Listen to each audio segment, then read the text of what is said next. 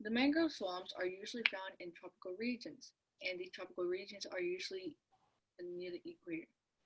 They mainly inhabit halophytic, salt-loving trees, plants, and shrubs growing in salty waters.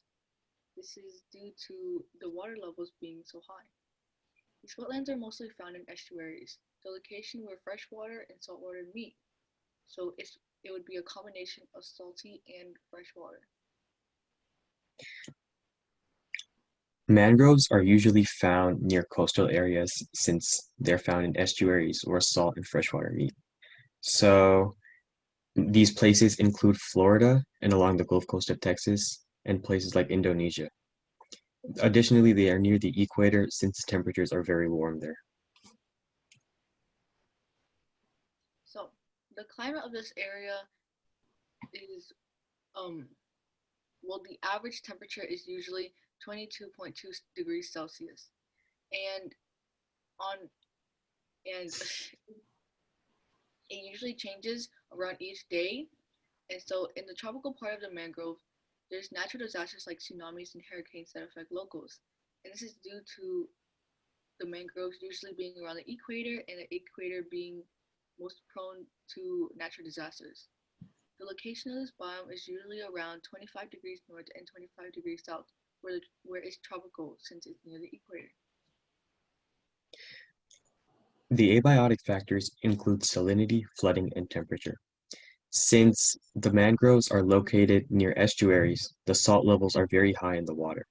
Most plants cannot survive it, but mangroves are adapted to filtering the salt. Additionally, due to the tide of the ocean, flooding takes place. As a result, mangroves have adapted uh, by growing pneumatophores, which are pictured above, that allow the tree to breathe.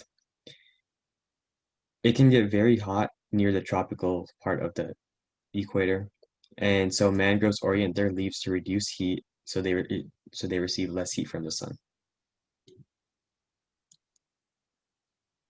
Additional abiotic factors include light and nutrients. Light availability changes each day and there can either be too much or too little light. When there's little light, mangroves can produce chemicals to absorb more energy from light or they can expand their leaves. Nutrients, in order to compensate for the low nutrient availability, mangroves can develop new roots to gain those nutrients.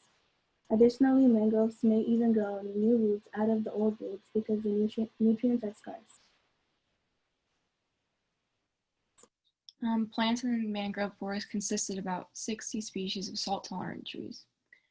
Trees have developed a variety of helpful adaptations, including aerial roots above the water to compensate for the oxygen-poor soil. In low tide, small pores that cover the surface of the roots help the trees get oxygen, and during high tide, the pores close to prevent the tree from drowning.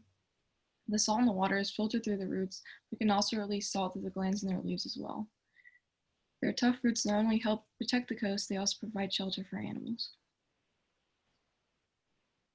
Animals in the mangroves consist of snakes, lizards, spiders, insects, snails, and mangrove crabs. These all live on the upper part of mangrove plants. In the waters of mangroves, there are crabs, jellyfish, sea trout, and sea bass. There are sharks and barracudas in the mangroves, but they're only babies because the shallow waters keep them safe from the predators. Adaptations would be the mud skipper fish that have adapted and have altered fins that help them move on land. It breathes through its soggy skin by holding water in its mouth. They also have eyes on the top of their head to help them with chasing prey and escaping predators. Human impacts include mangroves are often victims of water pollution due to human activities like pesticides getting into water, mainly in the state of Florida. And mangroves are also going through clearing and overharvesting due to people wanting trees for firewood or just to make more land and space for people. And in the ocean area of the mangroves, the coral reefs are suffering due to the rise of temperatures caused by global warming through humans.